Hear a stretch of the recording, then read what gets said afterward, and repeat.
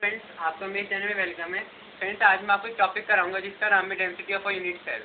Friends, ये topic हमारा chemistry के चैप्टर 1 से जिसका नाम है सॉलिड स्टेट, और ये टॉपिक बड़ा इंपॉर्टेंट है। ये टॉपिक हमारा एग्जाम का 2-3 मार्क्स में आ जाता है, कई बार इससे न्यूमेरिकल भी आता है। तो फ्रेंड्स, अब स्टार्ट करते हैं density of a unit cell.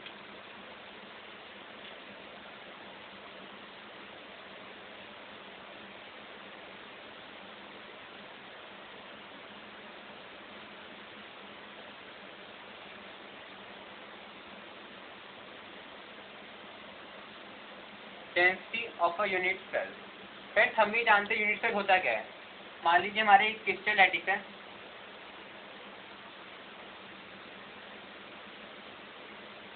इसका जो स्मॉलेस्ट पोर्शन होगा, ये जो स्मॉलेस्ट पोर्शन होगा उसको यूनिट सेल बोलते हैं। Smallest portion is known as unit cell.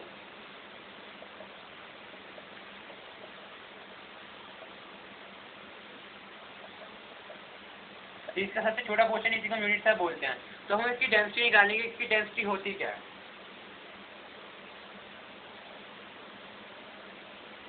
तो फ्रेंड्स, डेंसिटी जानने से पहले फ्रेंड्स मैं आपको आर और एक बीच में रिलेशन बताता हूँ, ये आपको इसमें बहुत हेल्प करेगा।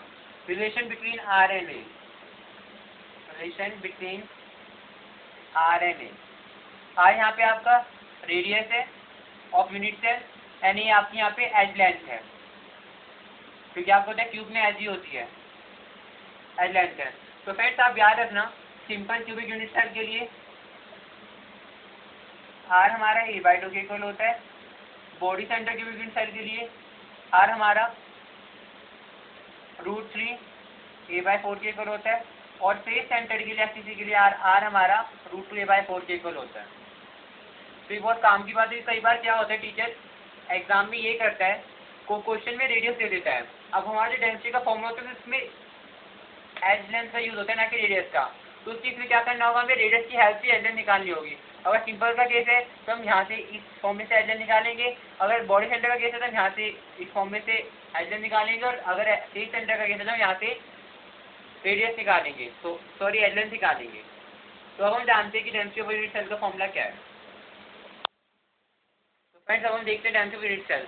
फ्रेंड्स, इसका एक डायरेक्ट फॉर्मूला जो मैं आपको अभी लिख देता हूँ, क्योंकि फ्रेंड्स इसमें फॉर्मूला ड्राइव भी कर, ये फॉर्मूला ड्राइव भी कर सकते हैं, इसमें इसकी कोई जरूरत नहीं है, क्योंकि ना फॉर्मूला कभी आपको एग्जाम में ड्राइव करने के लिए आएगा। इसलिए मैं फॉर्मूला आपका डायरेक्ट लिख देता हूँ।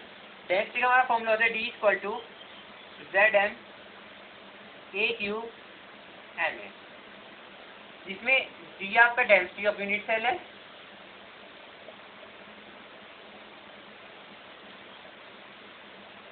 M आपका मोलर मास है एटम का, A आपकी एज लेंथ है यूनिट सेल की, एज लेंथ ऑफ क्यूब भी बोल सकते हैं आगे से, एज लेंथ ऑफ क्यूब। और Na आप जानते हैं आपका अवोगाड्रो नंबर है, Na आपका अवोगाड्रो नंबर है, जिसकी आपको वैल्यू पता ही है 6.022 × 10⁻23 होती है। और Z है आपके number of particles in per unit cell, कि कितने पार्टिकल होंगे एक यूनिट सेल में। Number of particles in per unit cell, कितने पार्टिकल होंगे।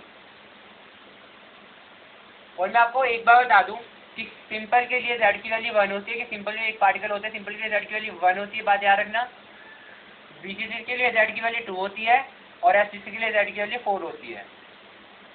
ठीक है, सिंपल के लिए Z की वैल्यू 1 होती है, बीसी के लिए Z की वैल्यू 2 होती है, और एफसीसी के लिए Z की वैल्यू 4 होती है। इसमें से इस फॉर्मूले में आपको कोई 4 वैल्यूज नोन होगी, और आपको एक 5 भी निकालनी होगी, क्योंकि 5 टर्म से 1 2 3 4 5। तो इस फॉर्मूले क्या होगा, आपको 4 कोई वैल्यू नोन होगी क्वेश्चन में, और आपको कोई 50 निकालनी होगी। मान लो सपोज आपको डेंसिटी दी बोल देगा मोलर मास निकालो, जब भी आपको डेंसिटी दी होगी मोलर मास जगह बोल देगा कितने पार्टिकल है वो निकालो। तो इस फॉर्मूले में 5 वैल्यू, 5 में से आपको कोई 4 वैल्यू दी होंगी, जिसमें से आपको कोई एक वैल्यू निकालनी होगी। 4 वैल्यू नोन होगी और एक आपको निकालनी होगी। ठीक है, तो अभी मैं आपको इस पर न्यूमेरिकल भी कराता हूँ, इससे आपको और कंसेप्ट क्लियर हो जाएगा। तो फ्रेंड्स, सर मैं आपको एक एनसीईआरटी के टेक्स्ट बुक का क्वेश्चन कराता हूँ। उससे पहले मैं आपको एक बहुत इंपॉर्टेंट बात बता रहा हूँ, जो मैं बताना भूल गया था अभी पहले, कि हमेशा डेंसिटी और एज लेंथ की यूनिट सेम होनी चाहिए। ध्यान रखना, अगर आपकी डेंसिटी सेंटीमीटर में दी हुई है तो आपकी एज लेंथ भी सेंटीमीटर में होनी चाहिए, और अगर आपकी एज लेंथ मीटर में तो आपकी डेंसिटी भी मीटर में ही होनी चाहिए। यानी आप यूनिट का बिल्कुल खास ध्यान रखना। अगेन बता रहा हूँ, अगर आपकी एज लेंथ सेंटीमीटर में तो आपको डेंसिटी भी सेंटीमीटर में लानी है, और अगर आपकी एज लेंथ मीटर में तो आपको डेंसिटी मीटर में लानी है, यानी दोनों यूनिट सेम होनी चाहिए, क्योंकि यूनिट से बहुत फर्क पड़ता है, यूनिट से भी हाफ मार्क्स कट जाता है कई बार एग्जाम में। तो आपको याद रखना है, अगर एज लेंथ सेंटीमीटर में तो डेंसिटी भी आपकी सेंटीमीटर में आएगी, और अगर एज लेंथ आपकी मीटर में तो आपकी डेंसिटी भी मीटर में आएगी। तो हम स्टार्ट करते हैं क्वेश्चन नंबर, ये क्वेश्चन 11 है आपके एनसीईआरटी का 1.11 11 क्वेश्चन देखो क्या कह रहे हैं, मैं पढ़ता हूँ। Silver crystallizes in SCC lattice if edge length of a cell is 4.07 to 10 to the power -8 centimeter and density 10.5 grams per centimeter cube. Calculate the atomic mass of silver. सबसे पहले मैं आपको एक बात बता दूं, केमिस्ट्री और फिजिक्स हमें जो इन्फॉर्मेशन क्वेश्चन में गिवन है हमें उसको लिख लेना चाहिए। जैसे हमें सबसे इसमें क्या दिया है, एज लेंथ दी हुई है, ये दिया है मतलब 4.07 into 10 to the power -8 centimetre में एज लेंथ दी हुई है, सेंटीमीटर में, यानी डेंसिटी सेंटीमीटर लानी है। और हमें डेंसिटी गिवन है और वो भी देखो सेंटीमीटर में दी हुई है। डेंसिटी कितनी दी है, हमें ये दी हुई है 10.5 ग्राम पर सेंटीमीटर। क्लियर हो गया ना कि एज सेंटीमीटर में डेंसिटी भी सेंटीमीटर में आएगी और एज मीटर में तो डेंसिटी मीटर में आएगी। और हम इसमें बोला है कि एफसीसी है, और मैंने क्या बताया था, एफसीसी में जेड की वैल्यू कितनी होती है, 4 होती है। 4 एफसीसी, जेड इक्वल टू कितना होता है, 4 होता है। तीन बदल जाएगी। और एक अवोगाड्रो नंबर तो हम जानते हैं कितना होता है, 6.022 टू 10 की पावर 23। अब हमने इन्फॉर्मेशन लिख लिया, हमें क्लियर हो जाएगा कि हमें इसमें डेंसिटी का फॉर्मूला लगाना है। इसलिए केमिस्ट्री में कोई भी न्यूमेरिकल हमें उसमें जो भी डाटा गिवन है हमें ऐसे लिख लेना चाहिए, इससे हमें आसानी पड़ती है। अब हम जानते हैं हमें क्या निकालना है, हम निकालना है मोलर मास निकालना है। किसने बोला है, calculate the atomic mass of silver, silver का मोलर मास निकालना है। तो we know the density of unit cell,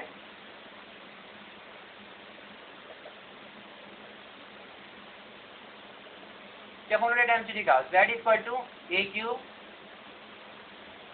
density D equal to ZM a cube N, ये फॉर्मूला डेंसिटी का। हमें देखो क्या पता है, हमें D पता है, Z पता है, A पता है, N पता है, नहीं में M निकालना है। तो हम 500 डालते हैं फिर M निकालते हैं।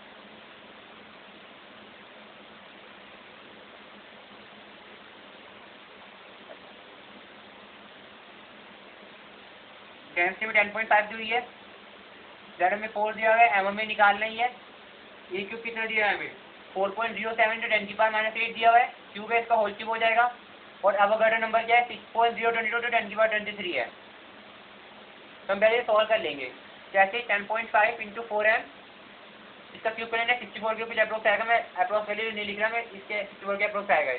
10 की पावर -24 हो जाएगी इंटू 6.0 10 का 23। अब आप इसमें m की वैल्यू डालेंगे, m की वैल्यू आपकी कैसे आएगी, ऐसे आएगी 64.0 इंटू 10 की पावर -24 इंटू 6.022 इंटू 10 की पावर 23 इंटू 10.5 अपॉन में 4 अपॉन में आ जाएगा।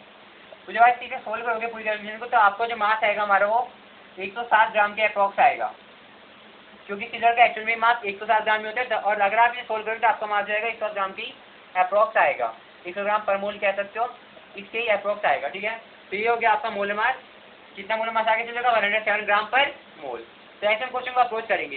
यानी मेरे कहने का मतलब ये है कि आपको 4 वैल्यू गिवन होंगी और आपको एक 5 वैल्यू निकालनी होगी। वो कुछ भी हो सकती है कि डेंसिटी दिया होगा तो मोलर मास पूछ लेगा, या मोलर मास दिया होगा तो डेंसिटी पूछेगा, नहीं आपको कोई 4 वैल्यू गिवन होंगी और 5 की आपको निकालनी होगी। तो फ्रेंड्स आपके आंसर टेक्स्ट बुक में इस कॉन्सेप्ट से रिलेटेड और भी क्वेश्चन थे। क्वेश्चन नंबर 13 है, उसी पेज नंबर 31 का क्वेश्चन 15 है। हमने क्वेश्चन नंबर 11 किया था, 13 भी 15 भी बिल्कुल उसकी तरह है। इसमें भी आपको यही फॉर्मूला अप्लाई करना है, D equal to ZM a cube N A. ये दोनों क्वेश्चन इसी फॉर्मूले पे बेस्ड है। तो यही इन्हें आप घर पे प्रैक्टिस भी कर सकते हो। ठीक है, और ये दोनों क्वेश्चन इसी फॉर्मूले पे बेस्ड हैं। तो फ्रेंड्स यही था हमारा डेंसिटी ऑफ यूनिट सेल। तो फ्रेंड्स आज हमने डेंसिटी ऑफ यूनिट सेल का टॉपिक देखा। तो फ्रेंड्स अगर आपको मेरा लेक्चर अच्छा लगा तो प्लीज़ फ्रेंड्स आप मेरी इस वीडियो को सब्सक्राइब एंड लाइक जरूर कीजिएगा। और फ्रेंड्स मेरी और भी वीडियोज़ हैं, अगर आप फ्रेंड्स से देखते तो प्लीज़ फ्रेंड्स आप उन्हें सब्सक्राइब एंड लाइक जरूर कीजिएगा। तो thank you friends for cooperating me.